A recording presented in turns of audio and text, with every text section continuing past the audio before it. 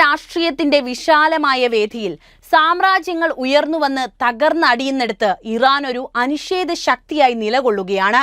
ഉപരോധങ്ങളുടെയും ആക്രമണങ്ങളുടെയും പാശ്ചാത്യ ആധിപത്യത്തിന്റെയും കനത്ത മർദ്ദത്തെ അതിജീവിച്ച് ഇറാൻ അതിന്റെ ദൃഢനിശ്ചയവും തന്ത്രപരമായ ബുദ്ധിയും കൊണ്ട് ലോകത്തെ അമ്പരപ്പിക്കുകയാണിപ്പോൾ.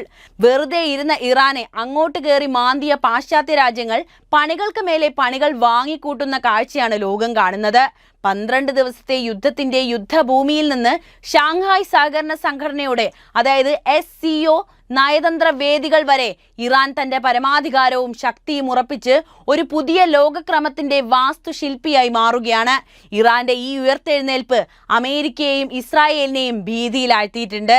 ലോകരാഷ്ട്രീയത്തെ പുനർനിർവചിക്കുന്ന ഒരു ചരിത്ര നിമിഷമായിട്ട് മാറിയിരിക്കുകയാണിപ്പോൾ. നിരന്തരമായ ഉപരോധങ്ങളും സൈനിക ആക്രമണങ്ങളും നയതന്ത്ര ഒറ്റപ്പെടുത്തലുകളും നേരിട്ടിട്ടും ഇറാൻ തളർന്നതേയില്ല. മറിച്ച് പ്രതിസന്ധികളെ അവസരങ്ങളാക്കി മാറ്റി പാശ്ചാത്യ ആധിപത്യത്തിനെതിരെ ഒരു ബദൽ ലോകക്രമത്തിന് വേണ്ടി പോരാടുകയാണ് ആ രാഷ്ട്രം. ഷാങ്ഹായ് സഹകരണ സംഘടനയുടെ വിദേശകാര്യ മന്ത്രിമാരുടെ യോഗത്തിൽ ഇറാന്റെ വിദേശകാര്യമന്ത്രി അബ്ബാസ് അരാഗ്ചി നടത്തിയ പ്രസംഗം ലോകശ്രദ്ധ നേടുന്നത് ഈ ഘട്ടത്തിലാണ്. UN ചാർട്ടറിന്റെ ആർട്ടിക്കിൾ 2 സെക്ഷൻ 4 ഉദ്ധരിച്ച് ഇസ്രായേലിന്റെയും അമേരിക്കയുടെയും ഇറാന്റെ ആണവ കേന്ദ്രങ്ങൾക്ക് നേരെയുള്ള ആക്രമണങ്ങളെ അദ്ദേഹം ശക്തമായി അപലപിച്ചു. എത്ര ഹേറ്റ് ക്യാമ്പയിനുകൾ നടത്തിയാലും അന്താരാഷ്ട്ര നിയമങ്ങളെ ലംഘിക്കുന്ന പാശ്ചാത്യ നടപടികൾക്ക് നിയമപരമായ സാധുതയില്ല എന്ന് അരാഗ്ചി തുറന്നടിച്ചു. SCOയെ കേവലം പ്രതീകാത്മകമായല്ല, മറിച്ച് പ്രാദേശിക ഐക്യത്തിനും ആഗോള സ്വാധീനത്തിനുമുള്ള പ്രായോഗിക വേദിയായിട്ടാണ് ഇറാൻ കാണുന്നത്. ചൈന, റഷ്യ, ഇന്ത്യ തുടങ്ങിയ രാജ്യങ്ങളുടെ പിന്തുണയോടെ SCOയെ നാറ്റോയ്ക്ക് ബദലായി ഉയർത്തിക്കൊണ്ടുവരാൻ ഇറാൻ തയ്യാറെടുക്കുന്നു എന്ന റിപ്പോർട്ടുകളും ഇതിനോടകം തന്നെ വലിയ രീതിയിൽ ചർച്ചയായിട്ടുണ്ട്. 2024 12 ദിവസത്തെ യുദ്ധം ഇറാന്റെ സൈനിക മികവിന്റെയും തന്ത്രപരമായ ബുദ്ധിയുടെയും അടയാളമായിട്ടാണ് ചരിത്രത്തിൽ രേഖപ്പെടുത്തുക. ഇസ്രായേൽ അമേരിക്കയുടെ പിന്തുണയോടെ ഇറാന്റെ ആണവ കേന്ദ്രങ്ങൾക്കും പ്രതിരോധ സംവിധാനങ്ങൾക്കും നേരെ വലിയ രീതിയിൽ ആക്രമണങ്ങൾ നടത്തി. എന്നാൽ ഇറാന്റെ പ്രത്യാക്രമണം അവരുടെ കണക്കുകൂട്ടലുകളെ മുഴുവൻ തകിടം മറിച്ചു. 48 മണിക്കൂറിനുള്ളിൽ ഇറാൻ ടെഹ്റാനിൽ നിന്ന് അത്യാധുനിക ഡ്രോണുകളും ഹൈപ്പർസോണിക് മിസൈലുകളും ഉപയോഗിച്ച് ഇസ്രായേലിന്റെ പ്രധാന സൈനിക താവളങ്ങൾ തകർത്ത് കളഞ്ഞു.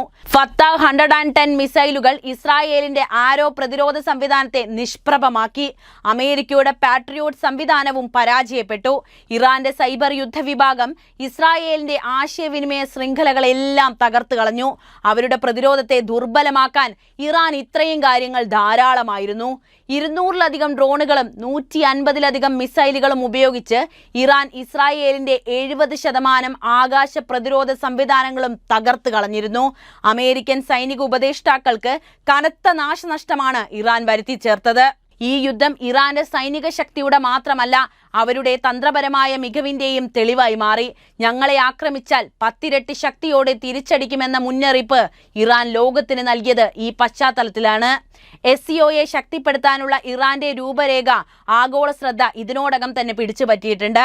ബാഹ്യ ആക്രമണങ്ങൾ, തീവ്രവാദം, അട്ടിമറി എന്നിവയ്ക്കെതിരെ ഒരു കൂട്ടായ സുരക്ഷാ സമിതി, വിധ്വംസക പ്രവർത്തനങ്ങൾ രേഖപ്പെടുത്താനും ചെറുക്കാനുമുള്ള സ്ഥിരം ഏകോപന സംവിധാനം, ഉപരോധങ്ങളിൽ നിന്ന് സമ്പദ് വ്യവസ്ഥയെ സംരക്ഷിക്കാനുള്ള ഒരു കേന്ദ്രം, പ്രതിരോധ രഹസ്യാന്വേഷണ ഏകോപനത്തിനുള്ള ഷാങ്ഹായ് സുരക്ഷാ ഫോറം, കോഗ്നിറ്റീവ് ഇൻഫർമേഷൻ യുദ്ധങ്ങളെ ചെറുക്കാനുള്ള സാംസ്കാരിക മാധ്യമ സഹകരണം എന്നിവ ഇറാൻ മുന്നോട്ട് വെച്ചിട്ടുണ്ട്. ഈ നിർദ്ദേശങ്ങൾ ബഹുധ്രുവത്വത്തിലും അതുപോലെ തന്നെ പരസ്പര പ്രതിരോധത്തിലും അധിഷ്ഠിതമാണ്. നാറ്റോയുടെ ഏകധ്രുവ മാതൃകയെ തകർക്കാൻ ശേഷിയുള്ളവയാണ് ഇറാന്റെ ബദൽ സംവിധാനങ്ങളെന്ന് പറയാതെ വയ്യ.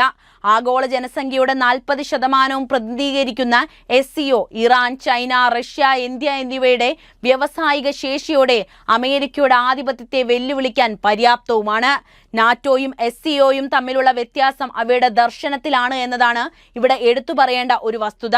നാറ്റോ അമേരിക്കൻ ആധിപത്യത്തിന്റെ നെടുംതൂണിലാണ് നിലനിൽക്കുന്നത് പോലും. എന്നാൽ SCO പരമാധികാരവും സമത്വവും ബഹുസ്വരതയും ഉൾക്കൊള്ളുന്ന ഒരു സംഘടനയാണ്. റഷ്യക്ക് SCO യുറേഷ്യൻ തന്ത്രത്തിന്റെ ഒരു പ്രധാന ഘടകവുമാണ്. ചൈനയെയും ദക്ഷിണ മധ്യേഷ്യൻ രാജ്യങ്ങളെയും ഇറാനെയും ഒരുമിച്ച് നിർത്തി ഒരു ബഹുമുഖ ഭൗമരാഷ്ട്രീയ സന്തുലിതാവസ്ഥ സൃഷ്ടിക്കുന്നതാണിത്. ഇന്ത്യയുടെ സജീവ പങ്കാളിത്തം പാശ്ചാത്യരുടെ SCOയെ തകർക്കാമെന്ന പ്രതീക്ഷകളെ തകിടം മറച്ചായിരുന്നു. 12 ദിന യുദ്ധത്തിന്റെ വിജയവും SCOയിലെ ഇറാന്റെ നീക്കങ്ങളും പാശ്ചാത്യ ശക്തികളെ ഞെട്ടിക്കുന്നതായിരുന്നു. പെട്ടെന്ന് തന്നെ യൂറോപ്യൻ യൂണിയൻ 8 വ്യക്തികൾക്കും ഒരു ഇറാനിയൻ സംഘടനയ്ക്കും ഉപരോധങ്ങളും ഏർപ്പെടുത്തി. മനുഷ്യാവകാശ ലംഘനങ്ങളെന്ന് ആരോപിച്ച്. എന്നാൽ ഇറാന്റെ വർദ്ധിച്ചു വരുന്ന സ്വാധീനത്തോടുള്ള ഭയമാണ് ഈ നടപടിയുടെ യഥാർത്ഥ കാരണമെന്ന് ലോകത്തിന് ഇതിനു മുന്നു തന്നെ മനസ്സിലായിട്ടുണ്ട്. ഇറാൻ ഒരു പുതിയ ലോകക്രമത്തിന്റെ സഹനിർമ്മാതാവായി സ്വയം ഉറപ്പിച്ചു കഴിഞ്ഞു. ഉപരോധങ്ങളോ യുദ്ധങ്ങളോ നയതന്ത്ര മർദ്ദനങ്ങളോ ഇറാനെ തളർത്തിയിട്ടില്ല. SCOയിലൂടെ പാശ്ചാത്യ ശക്തികൾക്ക് ആധിപത്യം സ്ഥാപിക്കാൻ കഴിയാത്ത ഒരു അന്താരാഷ്ട്ര സംവിധാനം ഇറാൻ രൂപപ്പെടുത്തുകയാണ്. ഇറാന്റെ ഈ ദീർഘകാല തന്ത്രം 21ാം നൂറ്റാണ്ടിൽ നാറ്റോയ്ക്ക് ഒരു യഥാർത്ഥ ബദൽ സൃഷ്ടിക്കുന്നു. പാശ്ചാത്യ രാജ്യങ്ങൾ എത്ര തടയാൻ ശ്രമിച്ചാലും തെക്കുനിന്നുള്ള ഒരു പുതിയ ലോകക്രമം ഉയർന്നു വരുന്നു. അതിന്റെ മുൻനിരയിൽ ഇറാൻ നിലയുറപ്പിക്കുന്ന കാഴ്ചയാണ് ലോകം മുഴുവൻ നോക്കിക്കാണുന്നത്. ഒരു രാജ്യത്തിന്റെ ദൃഢനിശ്ചയവും തന്ത്രപരമായ ബുദ്ധിയുമുണ്ടെങ്കിൽ ഏറ്റവും വലിയ ശക്തികളെ പോലും വെല്ലുവിളിക്കാൻ കഴിയുമെന്ന് ഇറാൻ സ്വന്തം ജീവിതം കൊണ്ട് തെളിയിക്കുന്നു. അമേരിക്കയുടെയും പാശ്ചാത്യ രാജ്യങ്ങളുടെയും സ്വപ്നങ്ങൾ മങ്ങിത്തുടങ്ങുമ്പോൾ ഇറാൻ ഒരു പുതിയ ലോകക്രമത്തിന്റെ വാസ്തുശില്പിയായി മാറുകയാണിപ്പോൾ. ഒരു കാലത്ത് പാശ്ചാത്യ ശക്തികൾ ഇറാനെ ഒറ്റപ്പെടുത്തി ഉപരോധങ്ങളുടെ കനത്ത കരിനിഴലിൽ തളച്ചിടാമെന്ന് കരുതി. എന്നാൽ ഇറാൻ ഒരു ഫീനിക്സ് പക്ഷിയെ പോലെ ആ പ്രതിസന്ധികളിൽ നിന്ന് ശക്തി ആർജിച്ച് ഉയർന്നു വരുന്നു. ഷാങ്ഹായ് സഹകരണ സംഘടനയുടെ വിദേശകാര്യ മന്ത്രിമാരുടെ യോഗത്തിൽ ഇറാന്റെ വിദേശകാര്യമന്ത്രി അബ്ബാസ് അരാഗ്ചി ഒരു മിന്നലേറ്റതുപോലെ പ്രസംഗിക്കുന്നുണ്ട്. UN ചാർട്ടറിന്റെ ആർട്ടിക്കിൾ 2 സെക്ഷൻ 4 ഉദ്ധരിച്ച് ഇസ്രായേലിന്റെയും അമേരിക്കയുടെയും ഇറാന്റെ ആണവ കേന്ദ്രങ്ങൾക്ക് നേരെയുള്ള ആക്രമണങ്ങളെ അദ്ദേഹം ശക്തമായി അപലപിച്ചു. എത്ര ഹേറ്റ് ക്യാമ്പയിനുകൾ നടത്തിയാലും അന്താരാഷ്ട്ര നിയമങ്ങളെ ലംഘിക്കുന്ന പാശ്ചാത്യ നടപടികൾ ഒരിക്കലും ന്യായീകരിക്കപ്പെടില്ല എന്ന് അരാഗ്ചി തുറന്നടിച്ചത് ആ ഘട്ടത്തിലാണ്. SCOയെ ഒരു പ്രതീകാത്മക വേദിയായല്ല, മറിച്ച് പ്രാദേശിക ഐക്യത്തിനും ആഗോള സ്വാധീനത്തിനുമുള്ള പ്രായോഗിക സംവിധാനമായിട്ടാണ് ഇറാൻ നോക്കിക്കാണുന്നത്. ചൈനയോടും റഷ്യയോടും തോളോട് തോൾ ചേർന്ന് SCOയെ നാറ്റോയ്ക്ക് ബദലായി ഉയർത്തിക്കൊണ്ടുവരാൻ ഇറാൻ പ്രതിജ്ഞാബദ്ധമാണ്. ഇന്ത്യയുടെ സജീവ പങ്കാളിത്തം പാശ്ചാത്യരുടെ SCOയെ തകർക്കാമെന്ന പ്രതീക്ഷകളെ പൊളിച്ചടുക്കി. അവരെ കൂടുതൽ ആശങ്കയിലാഴ്ത്തുന്നതായിരുന്നു ഇത്. ഇറാൻ പുരാതന പേർഷ്യൻ സംസ്കാരത്തിന്റെ തുടർച്ചയായ ഒരു മഹത്തായ രാഷ്ട്രമാണ്. അത് ലോകത്തിന്റെ ശ്രദ്ധാകേന്ദ്രമായി നിലകൊള്ളുന്നതിന്റെ പ്രധാനപ്പെട്ട കാരണം അമേരിക്കയ്ക്ക് മുമ്പിൽ തലകുനിക്കാത്ത പേർഷ്യൻ പോരാട്ട വീര്യമാണ്. ഈ രാജ്യം അതിന്റെ സമ്പന്നമായ ചരിത്രം, സാംസ്കാരിക പൈതൃകം, ശക്തമായ ദേശീയത, അചഞ്ചലമായ സ്വതന്ത്രദാഹം എന്നിവയാൽ ആദരണീയവുമാണ്. ഇറാനിയൻ ജനത അവരുടെ ഐക്യം, ധൈര്യം, സ്വന്തം രാജ്യത്തിന്റെ പരമാധികാരത്തിനായുള്ള അർപ്പണബോധം എന്നിവയാൽ ലോകത്തിന് മുന്നിൽ തന്നെ മാതൃകയാവുകയാണ്. 1979 ഇസ്ലാമിക വിപ്ലവം ഇറാന്റെ ആധുനിക ചരിത്രത്തിലെ ഒരു നാഴികക്കല്ലാണ്. അത് ജനങ്ങളുടെ ഇച്ഛാശക്തിയും സ്വതന്ത്രത്തിനായുള്ള പോരാട്ടവും വ്യക്തമാക്കുന്നതായിരുന്നു. പാശ്ചാത്യ ശക്തികളുടെ ഇടപെടലുകൾക്കെതിരെ ഇറാൻ അതിന്റെ പരമാധികാരം ഉറക്കെ പ്രഖ്യാപിച്ചു. ഇന്ന് ഇറാൻ സ്വന്തം വിശ്വാസങ്ങളിൽ ഉറച്ചുനിന്ന് അന്യായമായ ഉപരോധങ്ങളെയും മർദ്ദനങ്ങളെയും നേരിട്ട് ശാസ്ത്രം, സാങ്കേതിക വിദ്യ, കല, സാഹിത്യം എന്നിവയിൽ ശ്രദ്ധേയമായ പുരോഗതി കൈവരിച്ചിരിക്കുന്ന രാഷ്ട്രം കൂടിയാണ്. ഇറാനിയൻ ജനങ്ങൾ അവരുടെ സംസ്കാരത്തിന്റെ ആഴവും വൈവിധ്യവും ലോകത്തിന് മുന്നിൽ പ്രദർശിപ്പിക്കുന്നു. പേർഷ്യൻ കവിതകൾ, വാസ്തുശില്പത്തിന്റെ അത്ഭുതങ്ങൾ, ശാസ്ത്രീയ ഗവേഷണങ്ങളിലെ മികവ് എന്നിവ ഇറാന്റെ പ്രതിഭയുടെ തെളിവാണ്. മിഡിൽ ഈസ്റ്റിൽ ഒരു ശക്തമായ ശബ്ദമായി ഇറാൻ നീതിക്കും സമാധാനത്തിനും വേണ്ടി നിലകൊള്ളുന്നു.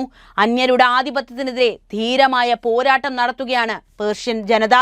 ഇറാനിയൻ യുവാക്കൾ അവരുടെ ബുദ്ധിശക്തിയും സർഗാത്മകതയും കൊണ്ട് രാഷ്ട്രത്തെ മുന്നോട്ട് നയിക്കുന്നു. ലോകത്തിന്റെ ഏത് ഭാഗത്തും ഇറാൻ എന്ന പേര് ഒരു പ്രചോദനമാണ്. സ്വാതന്ത്ര്യത്തിന്റെയും അന്തസ്സിന്റെയും പ്രതീകമായിട്ട് ഇന്നും ലോകരാഷ്ട്രങ്ങൾക്കിടയിൽ ഇറാൻ കുതിച്ചു വളരുന്നു.